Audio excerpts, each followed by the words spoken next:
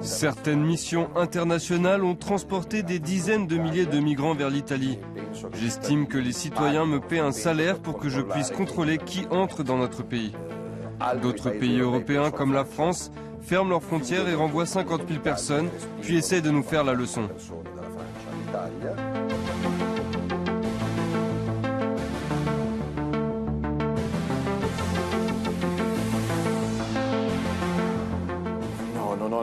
Je n'ai pas d'ennemis. J'ai sur des sujets aussi variés que l'économie, la crise migratoire, l'avenir de l'Europe, l'islam et le terrorisme un regard différent de celui d'Emmanuel Macron et d'Angela Merkel. Il y a beaucoup de choses à faire. En mai prochain, il y aura une opportunité historique de changer l'équilibre en Europe et de modifier nos relations avec des pays qui n'appartiennent pas à l'Europe. Je pense à la Russie, car je le dis depuis des années.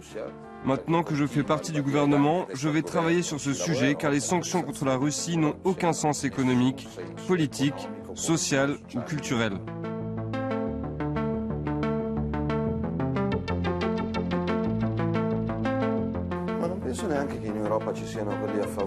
Je ne suis pas contre l'Europe.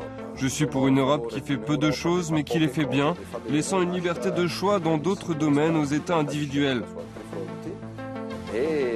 Ce gouvernement a déjà établi des partenariats avec les États-Unis, la Russie et la Chine parce que la population et la puissance économique de l'Europe vont diminuer de plus en plus.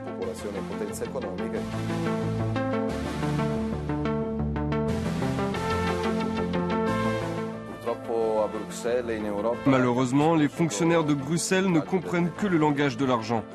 C'est pourquoi ils ne parlent pas de principes, de valeurs, de solidarité. Ils parlent d'économie.